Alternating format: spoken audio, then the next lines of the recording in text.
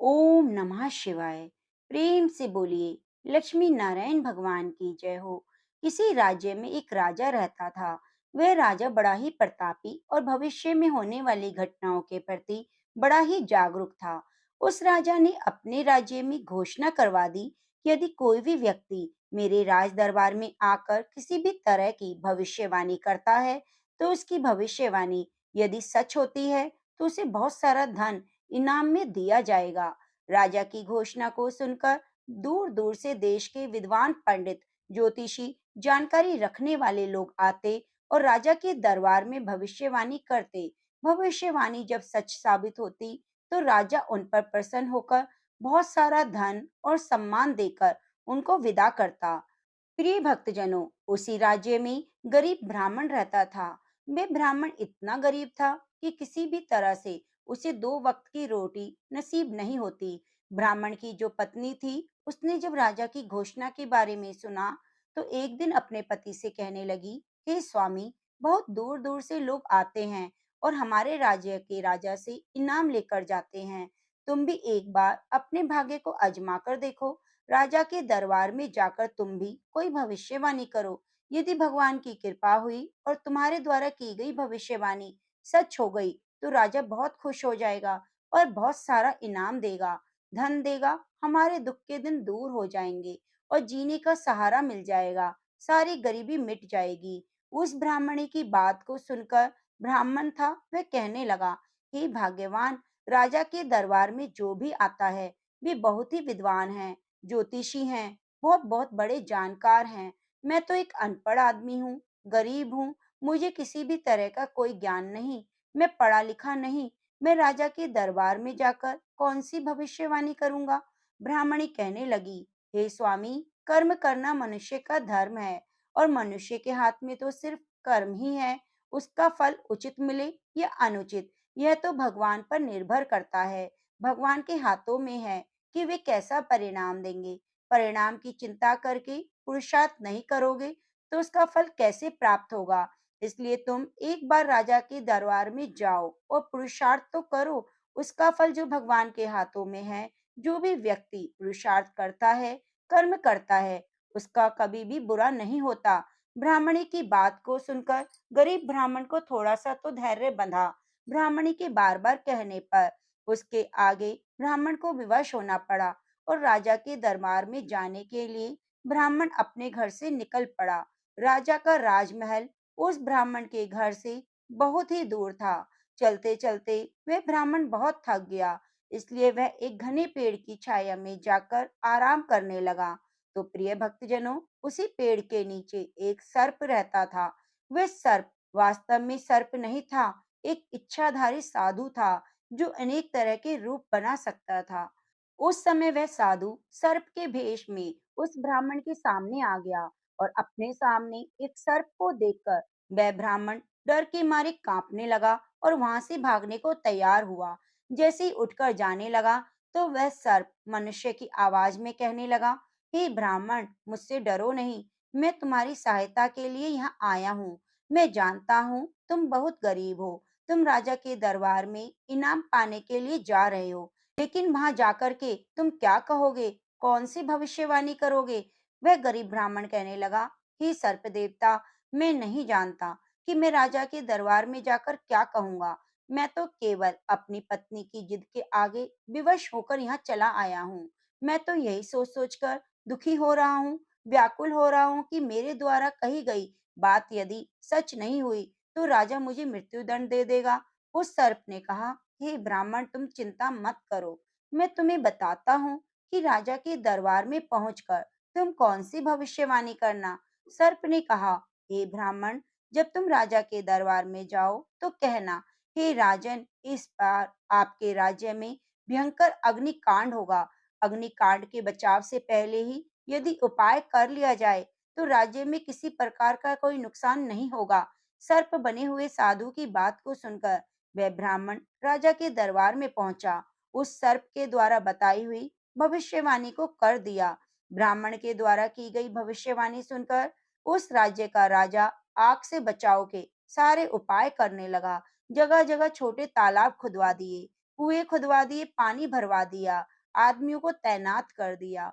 कुछ दिन के बाद जब भयंकर अग्निकांड हुआ, तो राजा के द्वारा किए गए प्रबंध के कारण उस अग्निकांड से उस राज्य में किसी भी तरह की कोई नुकसान नहीं हुआ, कोई हानि नहीं हुई। राजा उस ब्राह्मण की भविष्यवाणी से बहुत ही खुश हुआ और ब्राह्मण को बुलवाकर बहुत सारा धन दिया, सम्मान किया।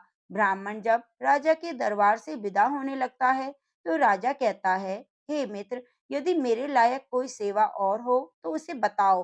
ब्राह्मण अपने मन में सोचने लगा कि जिस भविष्यवाणी के कारण मुझे राजा इतना सम्मान दे रहा है, धन दे रहा है, लेकिन यदि इसकी बात सच्चाई राजा को पता चल गई कि भविष्यवाणी मैंने नहीं की, ये तो किसी और की है, तो ये राजा मुझे मृत्युदंड दे देगा।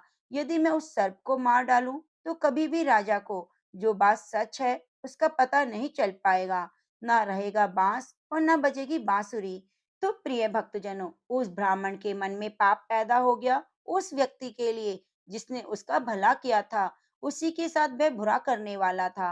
राजा की बात को सुनकर ब्राह्मण ने कहा कि हे राजन, यदि आप वास्तव में हमसे प्रसन्न हैं और मेरी किसी तरह की सेवा करना चाहते हैं, तो अपने कुछ आदमियों को सूखी लकड़ियां लेकर मेरे साथ भेज दो।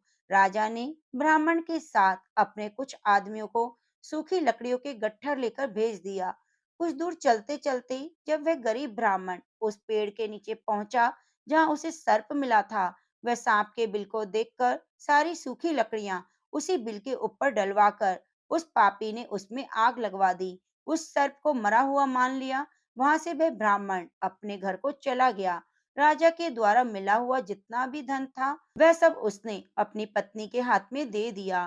प्रिय भक्तजनों, कहते हैं, मुफ्त का धन हराम का धन, बिना मेहनत की कमाई का धन खर्च करने में व्यक्ति को संकोच तो नहीं होता, और बिना मेहनत के धन में कभी बरकत भी नहीं होती, क्योंकि उसमें उसी प्रकार का किसी भी तरह का परिश्रम नहीं होता, मेहनत नहीं होती। इसलिए वह धन अनेक प्रकार से दुष्कर्मों में चला जाता है। लेकिन यदि सच्ची कमाई के द्वारा धन अर्जन किया जाए, तो वह धर्म के कामों में लगता है। वही उस ब्राह्मण के साथ भी हुआ। कुछ दिनों के बाद उस ब्राह्मण का जो भी धन था, वह नष्ट हो गया, खत्म हो गया।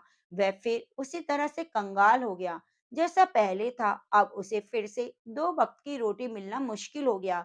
एक दिन की बात है, उस ब्राह्मणी ने फिर से अपने पति से कहा, हे स्वामी, अब की बार आप राजा के दरबार में जाइए और कोई भविष्यवाणी फिर से कीजिए। हो सकता है इस बार आपकी भविष्यवाणी सच साबित हो। राजा तुमको बहुत सा धन दे देंगे। लेकिन वह ब्राह्मण जानता था, उसने खुद अपनी भविष्यवाणी नहीं की थी, उसे तो एक सर्प ने बताया था। राजा के दरबार में उसे तो सर्प ने बताया था कि राजा के दरबार में क्या कहना है, लेकिन वह पापी तो उसे मार के आया था। पत्नी की बात को सुनकर वह मन ही मन सोचने लगा कि कौन सी भविष्यवाणी करूंगा और मुझे कौन बताएगा कि राजा के दरबार में क्या कहना है। लेकिन पत्नी की जिद के आगे वह विवश हो गया और राजा के दरबार की ओर चल पड़ा। चलते चलते उसी पेड़ के नीचे बैठकर विश्राम करने लगा। अभी वह विश्राम ही कर रहा था कि देखा, वही सर्प उसके सामने फिर से आ गया और सांप को देखकर वह ब्राह्मण कांपने लगा। सोचने लगा, ये सर्प तो मुझे छोड़ेगा नहीं, क्योंकि मैंने इसे जलाने का प्रयास किया था। लगता है यह बच गया। उठकर वहां से भागने ही वाला था, इतने में वह सर्प बना इच्छाधारी साधु कहने लगा, मुझसे डरो नहीं, मैं तुम्हारा अहित नहीं करूंगा। कोई बात नहीं, तुमने लोभ के कारण ऐसा किया, लेकिन इस बार तुम कहाँ जा रहे हो? वह ब्राह्मण कहने लगा, जो भी धन राजा ने मुझे दिया था, वह सब समाप्त हो चुका है। फिर से मेरे पास दो वक्त की रोटी नहीं, मुश्किल हो रहा है। ब्राह्मण की बात को सुनकर जो इच्छाधारी साधु था, जो इस समय सर्प के वेश में था, कहने लगा, इस बार तुम राजा के दरबार में जाना और भविष्यवाणी करना कि अब की बार बहुत भयंकर बरसात होगी, बहुत भारी बाढ़ आएगी। यदि राजा पहले प्रबंध कर लेगा तो क्षति नहीं होगी। उस ब्राह्मण की सारी चिंता समाप्त हो चुकी थी, क्योंकि उसे राज दरबार में जो भविष्यवाणी करनी थी, उसे पता चल चुका था। ब्राह्मण राजा के दरबार में पहुंचा। सर्प के द्वारा बताई हुई भविष्यवाणी उसने कर दी।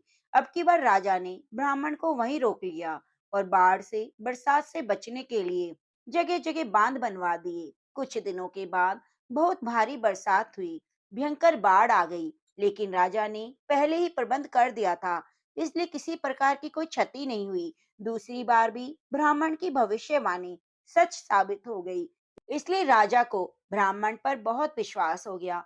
वे ब्राह्मण को काफी धन देकर वहां से विदा करने लगा। जब ब्राह्मण चलने लगा, तो राजा कहने लगा, हे ब्राह्मण, इसके सिवा कोई सेवा है तो कहिए। राजा की बात जब ब्राह्मण ने सुनी, तो मन में एक बार फिर पाप पैदा हो गया।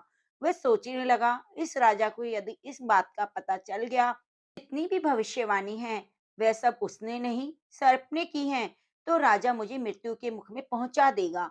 यह सोचकर उसने राजा से कहा, हे राजन, आप मेरे साथ अपने कुछ आदमियों को बड़े बड़े बर्तनों में पानी भरवा कर भेज दीजिए। राजा ने आज्ञा दी कि ब्राह्मण के साथ बड़े बड़े बर्तनों में पानी भरो और कुछ आदमी ब्राह्मण के साथ चले जाओ। चलते चलते वह ब्राह्मण फिर से उसी वृक्ष के नीचे पहुंच गया और राजा के सैनिकों से कहा, यहाँ पर एक बड़ा भारी सा गड्ढा खोद दो, उसमें पानी भर दो। उसके साथ आए हुए जो आदमी थे, उन्होंने एक बड़ा सा खड्डा खोदा, उसमें पानी भर दिया। वह ब्राह्मण सोचने लगा कि अब की बार तो पक्का इस पानी के कारण वह सर्प मर गया होगा। लेकिन वह तो इच्छाधारी साधु था, वह रूप बनाकर कहीं दूसरी जगह निकल गया। यही सोचकर वह फिर अपने घर को पहुंचा और आराम से रहने लगा। प्रिय भक्तजनों, पाप की कमाई बहुत ज्यादा दिन तक नहीं चलती।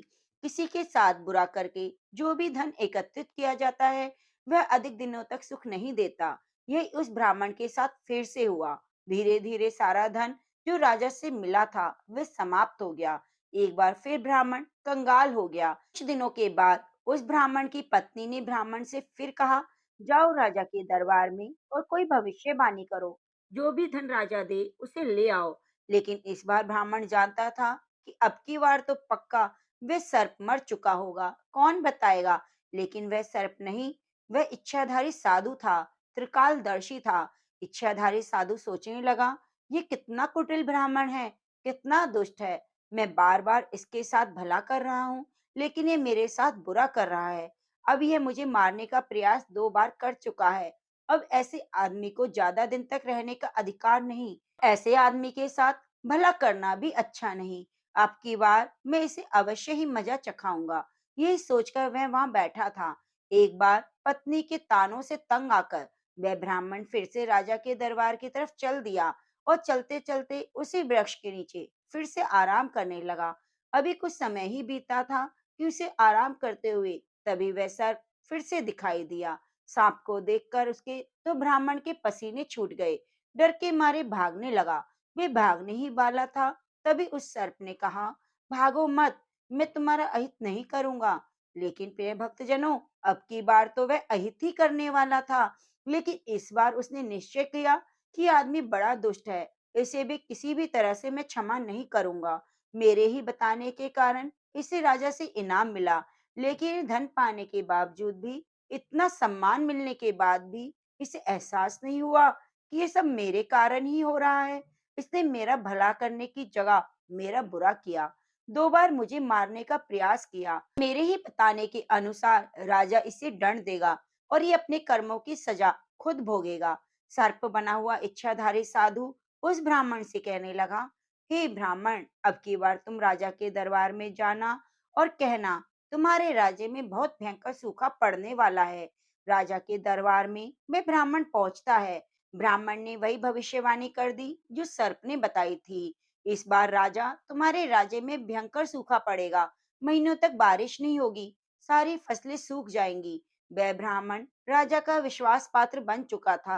राजा ने उसकी भविष्यवाणी को सत्य माना और चारों तरफ बड़े बड़े तालाब खुदवाकर उसमें पानी भरवा दिया, सूखे से बचाने के इंतजाम कर दिए। लेकिन कुछ ही दिनों के बाद जब वह समय आया कि जिस समय के लिए ब्राह्मण ने भविष्यवाणी की थी, उस समय सूखा पड़ने के बजाय भयंकर बरसात और बाढ़ आ गई। राज्य में चारों तरफ नुकसान हो गया, कई लोगों की जान चली गई। यह सब देखकर राजा के दरबार में मेहमान बना वह ब्राह्मण बहुत घबरा गया और सोचने लगा कि अब की बार भविष्यवाणी गलत कैसे हो गई।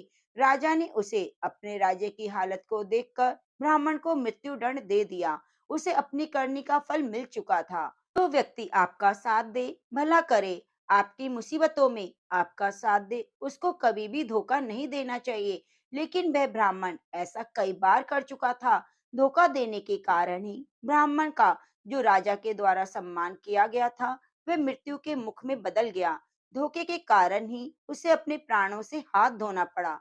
हराम का धन खाना और दूसरों की कमाई पर मौज मस्ती करना कभी भी जीवन में सुख नहीं दे सकता। हराम के धन को खाने के कारण ही वह ब्राह्मण भ्रष्ट हो चुका था। उसकी बुद्धि मारी गई थी। इसी कारण उसका जो भला कर रहा था, उसके साथ वह बुरा कर रहा था। इसलिए सदा ही मेहनत की कमाई खानी चाहिए। जिस तरह की इंसान कमाई खाता है, उसकी बुद्धि भी वैसी ही हो जाती है। और जब बुद्धि उसकी उसी तरह से हो जाती है, तो उसको भी कर्म के अनुसार ही फल मिलता है। उन कर्मों के द्वारा उसका भाग्य बनने लगता है। तो प्रेम से बोलिए ओम नमः शिवाय, हर हर महादेव। प्रिय भक्तजनों, यदि आपको यह कहानी अच्छी लगी है, तो एक प्यारा सा कमेंट जरूर कीजिए और चैनल को सब्सक्राइब करके बगल में बनी घंटी को दबा लीजिए। मिलते हैं अगली कहानी के साथ। नमस्कार।